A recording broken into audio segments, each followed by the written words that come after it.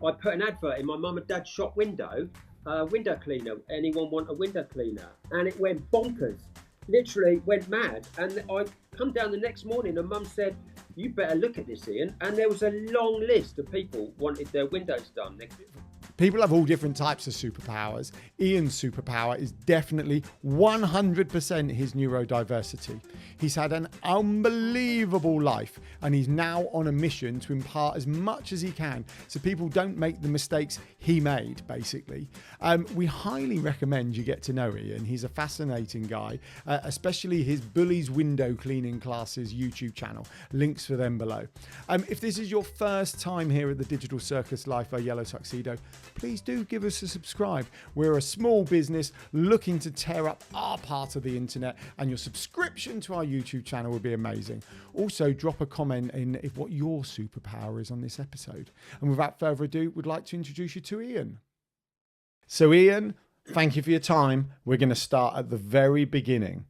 So what is it that you're trying to achieve? Yeah, I just want to help people, really. I've got to my stage in life and had quite an eventful life and made some sort of like monumental mistakes along the way.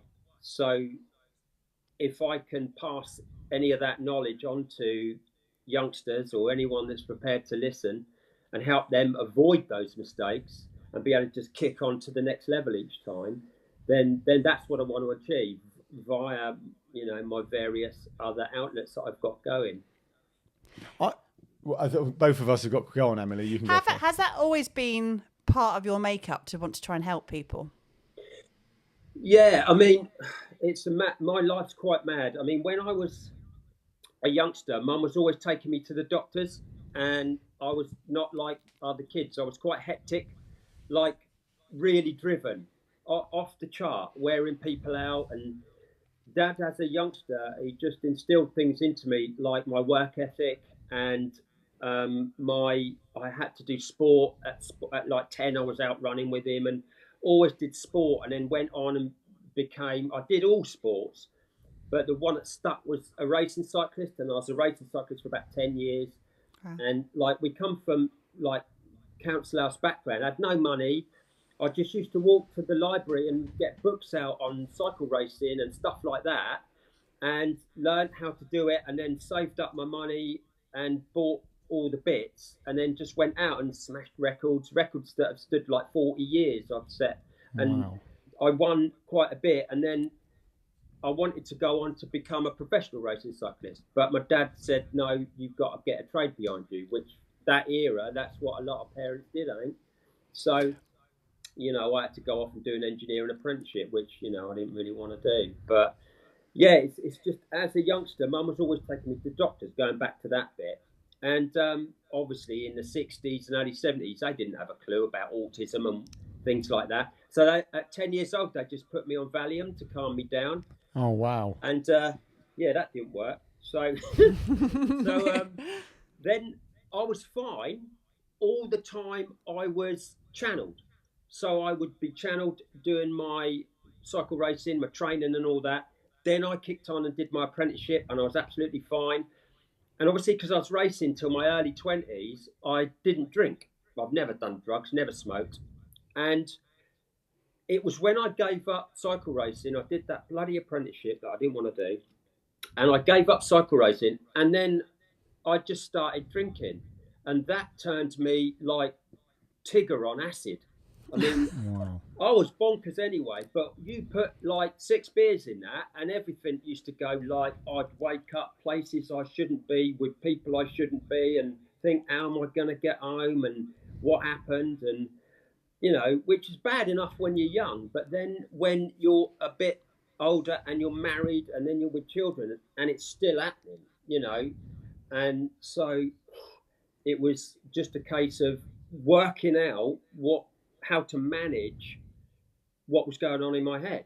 And I learned like a management system, like I stopped drinking, that cleared it, loads of it up. I meditate, and I threw myself just into reading and audiobooks now, not reading, audiobooks now. And so I learned how to channel myself back in again. So, but that I've condensed like 40 odd years into like a minute there. It's, so those mistakes that I made along the way were like horrendous, like 2 failed marriages. And then like the second one was I walked away with a bag of clothes at 49, and I bought a holiday home and lived in a holiday home, and there was probably not far off $1 million I walked away from there. I lost a lot of money on that one, but I just had to run away with this bag of clothes and like regroup and then go again. So all of this was before I really knew what triggered, what was up with me really. And it wasn't until I met my third wife and she drilled down, and she knows some nurses in that industry, and they gave me the tests. I don't want to get anyone in trouble, but they gave me the test. I've done the test. So I came back, I was all singing, all dancing, Rain Man. And I've actually, funnily enough, the doctors called me yesterday and I've got the official tests to do, like now. So they'll be handed in this week, but it's the same as I've already done. So yeah, it's learning how to deal with Asperger's and ADHD, and learning how to manage it. And that's, when you're young in the 60s, 70s, nobody knew about all this. So you learn self-management techniques. You learn how to deal with it all. And as I said, everything was fine until you added alcohol to me. And I wasn't horrible. I wasn't like violent or anything like that. I was just like a firework. You never knew what was going to happen. And it was, all my friends and like my wives, they found it really exciting to be around. But when it's you, and like the next day you wake up and it's like, whoa, what happened there? And you just like, and when that goes on for years, it's so destructive. So what bit where'd you start, Emily? Where do we start? Just remind us, for the purpose of our audience, how old are you, Ian? 60. You're 60, and you're going through this diagnosis now at 60, which is remarkable to know you've got through 60 years of life and are finally getting some sort of resolution, if that's for the best word. Is it liberating to now have a label on it, to know that's how you tick, or are you struggling with that as a diagnosis? No, I'm really pleased with it. My mum isn't. Mum is, because mum's like, we knew. She feels quite bad that she couldn't do more, but she couldn't do more then. But yeah, me personally, I'm really pleased with it all. Good. Yeah, I'd like to get a certificate and take it to my 2 ex-wives and say, there you go. It's not about the label, is it? It's about the clarity that comes from knowing, and the understanding and the knowledge and all of those other elements that come from it. You're not the first person we've spoken to over the last couple of months who have had a later in life diagnosis. And again, it doesn't change anything. It's just how you are. I think when you start to explore your brain, you understand what makes you tick a bit more. Like we have another friend who's a VA who she doesn't like crowds, and she struggles with dealing with the noise of chatter of just that crap. Yes. Just deal with it. She was getting very frustrated by it, and the minute she understood, it was actually because that's just how her brain works. She's managed to put mechanisms in place to allow her to thrive rather than kind of deal with feeling stressed and unhappy with what's in front of her, when actually it's nothing that she can do. It's just her makeup. So what I want to kind of explore, because that's really, really fascinating, and I didn't know that until we had today's interview, was a lot of people who might be neurodiverse in 2023, we see that as a superpower, actually, rather than it being a hindrance or a problem or a disease or anywhere that people may use associated with autism. It's a superpower. And if you look back at your life now, can you see trends in how you've operated over the last few years as to how that has been your strength? 100%. The most noticeable is my memory. My memory for figures, dates, times, numbers, things like that. And that's where, the nickname, they used to call me Rain Man or whatever, because it was anything. If anyone wanted to know what happened when and how, just ask Ian. It was always just ask Ian, and I'll just go, I don't know how it works, but it's all up there, and I just can get it just like that. So believe it or not, it's a silly little thing. I tried for years to get on Who Wants to Be a Millionaire, because it's easy when you're in that chair, but it's getting in the chair is the most difficult bit. So getting picked to go on the show is difficult enough, and then getting in the chair, it's just speed. So all I had to do was get picked, and I was home and dry. But trying to get in there was so. Yeah, that was a silly little thing, but I've always wanted to try and use it. I think that's exciting. Right? Do you know the film Limitless? Have you ever seen the film Limitless with Bradley Cooper? No. Right. So he takes a drug in the film that allows him access to the entirety of his brain on the assumption or presumption, I don't know the detail, that day to day we don't actually use that much of our brain. And it feels like you're in that superpower world where actually you have access to more of your brain. And there's a sub point here of alcohol, right? I love a beer. I absolutely love a drink, quite happy. But if I'm really brutally honest, if alcohol was invented today, it would be seen as a drug and not actually that positive and everything else. And I find it interesting that was kind of almost a dampener or a road hump, whatever word you want to use, in the exploratory of your superpower. Yeah. I find that. So you have your window cleaning business. How long have you had your business? Well, hold on. We can't jump to window cleaning. We've got to start with professional, and we've got to start with racing cyclists. We do. We absolutely. We have that power. I like to start at the beginning, Emily. I'm curious to get from this incredible potential career in sport, which you didn't end up pursuing, which is absolutely totally fine for whatever reasons they were. We'll come back to that, Alan. I've got it in my head. I've got a whole flow of how this conversation.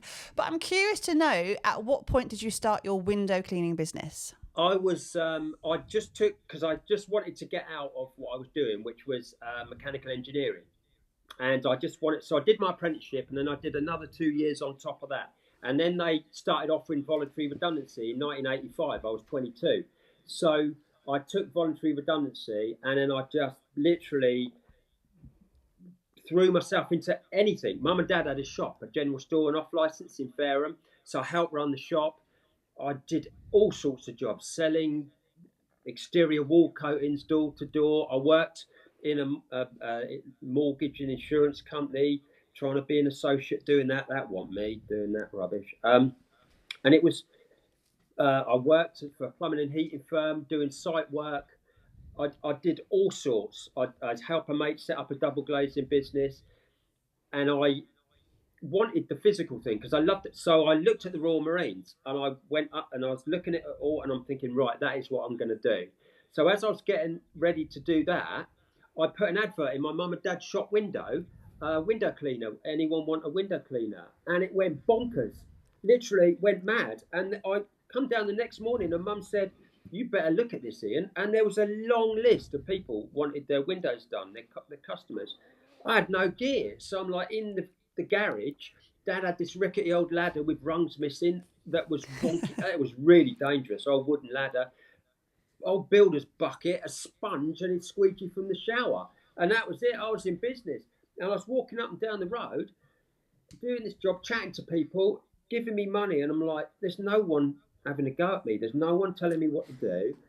Because I work to very high standards and tolerance. And I can sort of like, so I know what I'm doing is good because the feedback I get.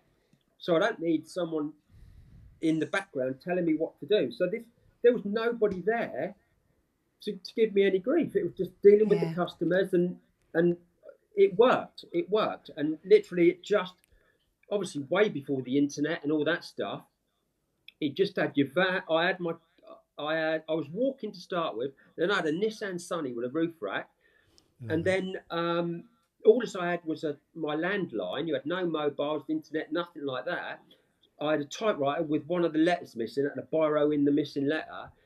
So mum and dad by this time had just sold the shop and moved to this bungalow at Leon Solent on the beach. So I moved down there with them for a little while, and literally within, oh my word, it must have been it was less than a year. They had a dealership on the corner, and I bought a van, a brand new van, then bought another brand new van. It's really embarrassing. I know I don't know if you've seen it, but it's really embarrassing. It was I had two brand new Yugos. Now, mate, if you've ever like seen a Yugo or been in one, it's like a wheelbarrow with a motor, like horrific things. But anyway, I had two of these brand new vans. I got them signed, written up, and this was just before it was the height of the property boom in the mid 80s. So property was going through the roof. I thought I need to get a property. So I literally you had to queue up for new builds. They were that scared. So it was a place opposite Fareham Creek. There was some brand new flats being built. I thought I want one of them. So I'd go out with my friends, get smashed. They dropped me off there about 3 in the morning, and I joined this queue, and I queued up. They opened the door, missed the first phase by 1, and then went along the next week, and then got on the second phase, and then that's when I bought my first property. And literally within a few months, interest rates went up to 17%, 16%, and the recession came. So that was my introduction to buying property. But before that, when Mum and Dad were selling the shop and bought this bungalow, I'd literally done everything so fast. I think I'd bought out 4 other window cleaners in this time. So I'd gone from walking up and down the road in a matter of months to 2 brand new vans, bought out 4 other window cleaners, and then bought a brand new flat. And that was that one.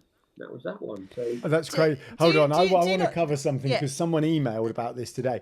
You know that feeling you just said when you went into the shop the next day and your mum said there's a long list of people and you went out and they were giving you the cash and you said, this is the bizarrest feeling in the world. People are giving me cash. There's no one telling me. It is. But I remember my first business was a marquee business and our first job was a wedding marquee and the deposit was a cheque for £4,000. And I'm stood in a field. I don't think we even owned a marquee at the time. A bit like you, we were just, and Emily's first business, there was no overheads. We just started advertising and selling and then went, okay, better buy some equipment. And yeah, I got handed this check for 4K in the middle of a field and went, oh, blimey, we better put a marquee up in I think it was like 6 months. But it's about saying yes and working out how to do it afterwards, is it sometimes? A couple of things there. It was so much, Emily. Where are you going to start again? When you talk about your colourful career path, we call that a portfolio career. Portfolio career, definitely, because all of those things have led to you. And what I also think, from my observations, and Alan might agree there, Ian is a perfect example of someone being in a flow state. Oh, okay. We've been talking about this quite a lot recently. We've been talking about don't think, just do. And you are proof in the pudding, Ian, of someone who's not overthinking the process, but is very aware of where you want to get. And actually the idea of you standing and getting that property and getting onto the property ladder then and going out and just putting that advert out and walking down the street and worrying about your equipment later and getting that second van. You are a prime example of someone just doing with absolute grit behind you. It's amazing to see that. No, it is because I feel I should elaborate on my theory because it was wrong. That's why I'm going to. So my theory was I'm an overthinker, which some people say don't say an overthinker, just say you're a thinker. And I presumed there must have been people who didn't overthink and just kind of went with it, right? And I've been thinking about this quite a lot recently. And then all of a sudden, this term flow state came up. I don't know, however long ago it came up. And you start thinking about it. And yeah, I don't think there's an overthinker and a non-thinker. I think there's flow state and kind of not in flow state. Because when I'm in mine, when I'm running, I get in it. And also in the business, things happen and you go with it and you take it up to a ceiling, then you have to revisit it or perhaps, wait for it, whatever you need to wait for, and then you get back in it. It just sounds like your neurodiversity, I believe I meant to say in 2023, has allowed you to kind of stay in that flow state for much longer periods of time because basically you're Rain Man. You can track that. The mental illness, yeah, absolutely. But you can track that back to your sporting days as well. When you were cycling, you didn't just go cycling, as you said. You set records. You pushed yourself to the limit of where you could get with that until you got to could be set up, could be professional with that. So you didn't just cycle. You cycled, man. You got to that next level with it. So a lot of people wouldn't go as hard as you go with things. Now, bring that back to your neurodivergent. Hi, dog. Hi, is that a dog or a cat? Dog. Hi, dog. If anyone can't see this, there is a black dog on the screen Four, right now. one.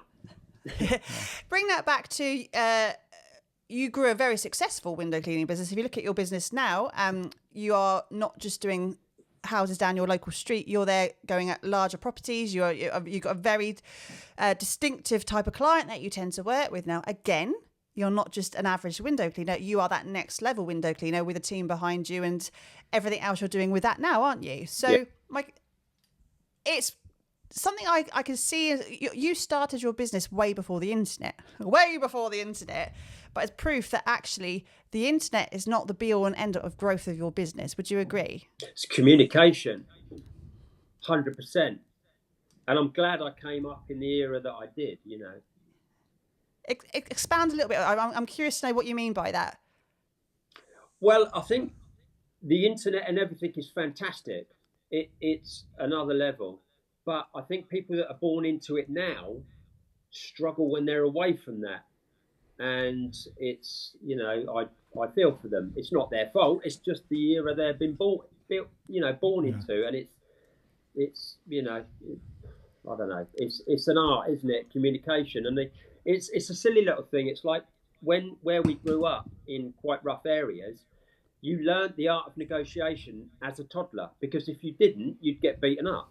How old school is that? So true. It is so true. Yeah. You'd get duffed up if you didn't learn how to talk your way out of situations. So you were learning to communicate all the time. These days, landlocked. They're in that bedroom on whatever they're on, whatever device, and that ability to communicate it's not really there. And it's down to even handwriting. You know, handwriting's affected because they don't write these keypads. And you know, so I'm glad I was brought up in the era that I was. But the internet now it's just awesome, isn't it? I mean, everything's at your fingertips.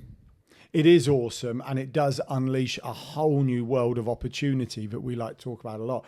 But I think going back to that community, we've got a businessy friend we know called Adam Carley, Touch Sky Designs, and he's done a couple of sessions for us. And he basically says, how do you expect to kind of grow your business? And you have to take this with a pinch of salt, right? But how do you expect to grow your global business when you're not even kind of prepared to chat to your neighbor? Yeah. You know, what's your neighbor's name? Yeah. So who lives both sides of you? What do they do? How do you think you're going to do it if you can't get those foundations right of talking to people and saying hello and everything else? We had actually, I love this example because I think it shows old school and new school world. But we were at an after school club the other day, and a mum came up to me. I wear yellow everywhere. Like, we wear yellow on the school run. People know us as the yellow family. We wear yellow, absolutely. And we're quite chatty and polite. You know, we say good. I have this thing that if I'm going to pass you twice a day, 4 times a day, because we walk through the park there and back, I'm saying hello to you, right? So I'm not just going to be a face in the park. I'm saying hello to you. Anyway, this mum comes up to me and says, "Oh, I saw you. You were tagged in the PTA Facebook group. What do you do? Because I run my own business and could do with a hand with something." And I was like, brilliant. If I've ever seen an example of kind of, you know, chatting to people, being your brand, being that kind of community, communicating, and the modern world internet, it was that example right there. And I don't think everyone factors in the potential that is available from having, you know, utilizing a bit of both. What is it about your window cleaning business that sets you apart, do you reckon? I think it's a lot about my makeup, the way I am, and just getting things right. And then always, I never, like anything I did, I never wanted just to do it. I wanted to do it, if you know, and, you know, do it. Everything I do, I try to do to the best of my ability. So it was, and then that's what's kicking on with the other stuff I'm doing, you know, becoming the best version of yourself you can be.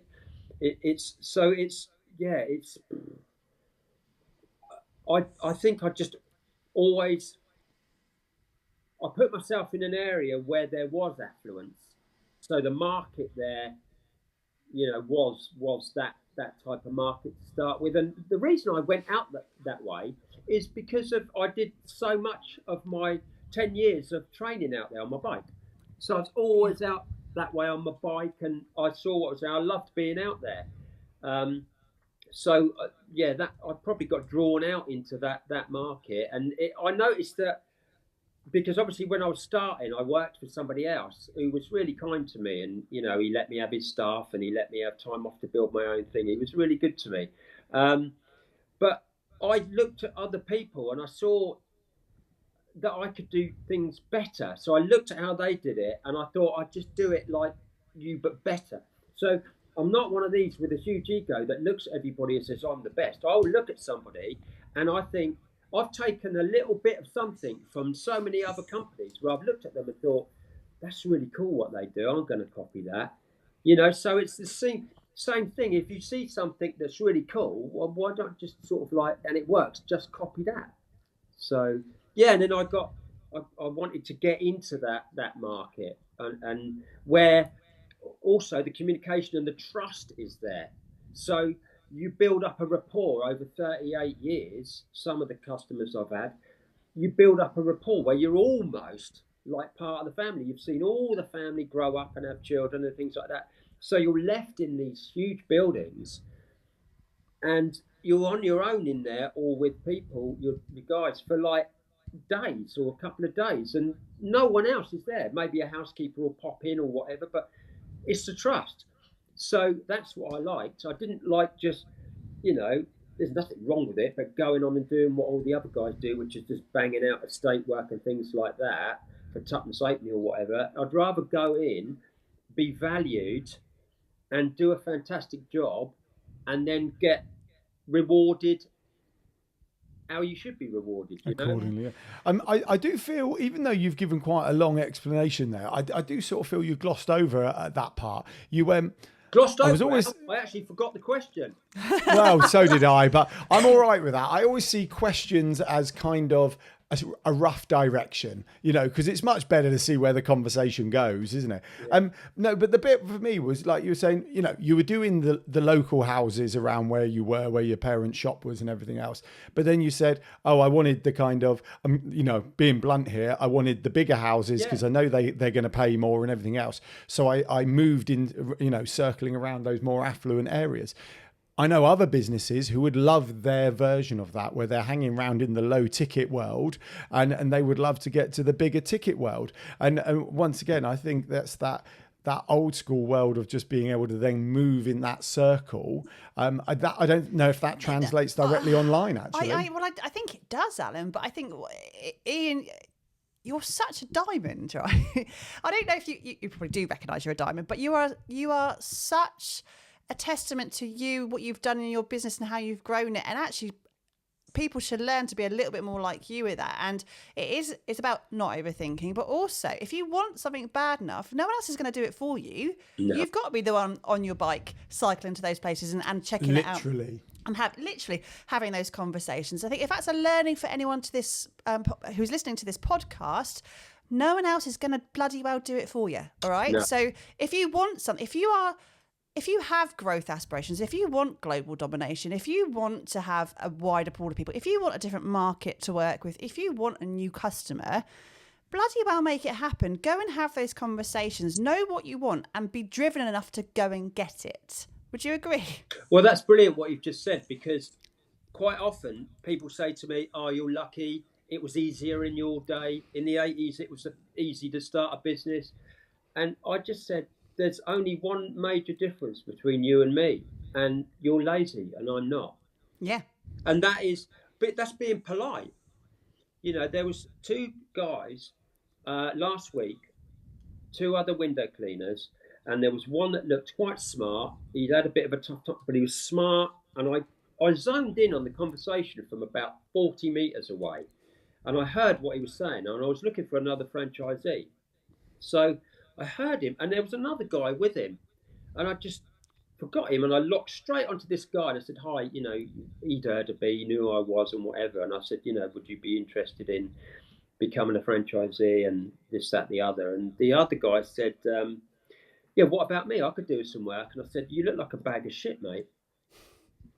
And there was no easy way, so I just had to tell him, because they looked, they were the same age, they'd probably come from similar backgrounds, and one just had this nonchalant look about him, just looking like a ragtag outfit. And the other guy didn't have a lot, but he was smart and altogether, and his attitude, everything about him, the way he dressed, his hair, his little van, everything was the best at what it could be. And the other guy just didn't care, and you could see that. 40 years nearly of looking at people, you get you, and I'm just like, no, mate, you're just an idiot. He's cool.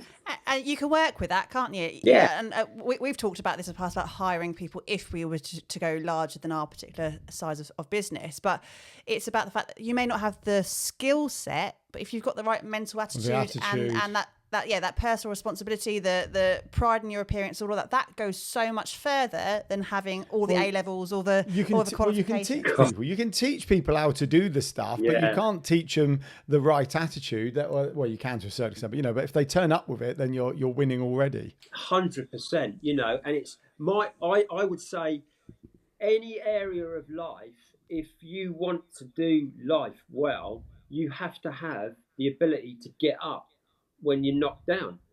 And so many people haven't. They're just like, oh, woe is me. It's always someone else's fault, isn't it? It's always, you're the only person that's got the power to change you. It's always you. It's your attitude that's created your environment. It's nothing else, is it? It's your attitude. So if you're a kid and you're brought up being put down all the time, you're going to be like that. And you'll be like that to the people around you, won't you? And it's putting people down all the time. You only need one person to put an arm around you and say, do you know what you're doing is quite good here.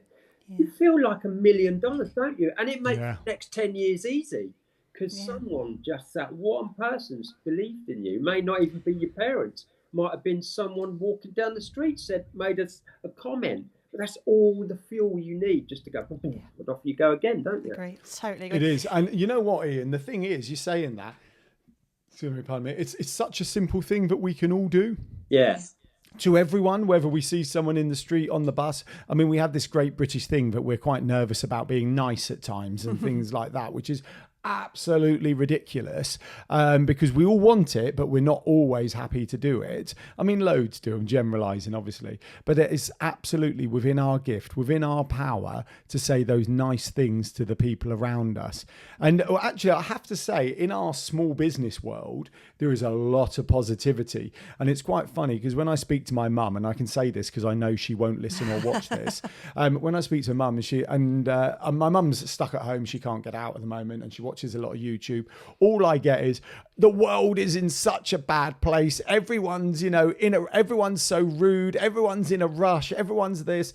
And I'm like, mum, how many new people did you speak to today? Was this all off YouTube? And I'm like, and in my world, our world, this kind of small business, quite happy, polite, friendly, supportive world, everyone's lovely and it's the bizarre and everyone's supportive. But we're of the same kind of caliber, aren't we? We all have that same drive and why we're doing what we're doing versus someone who might be in a traditional employment as well. We are and unhappy with what they're doing. It underpins what we do. Now, you just mentioned YouTube, and I want to kind of segue very briefly because I'm very aware of time, and we have a final question after this question. So you're 60, Ian. I just want to hammer that home again. You're 60. You're awesome. Well, I don't think you're meant to ask ages in 2023, Emily. It's not very PC. I think it's relevant, but age is irrelevant. Just a number. That picture there, that was my 60th birthday for my other half, and that is an original copy of the Financial Times from the day I was born.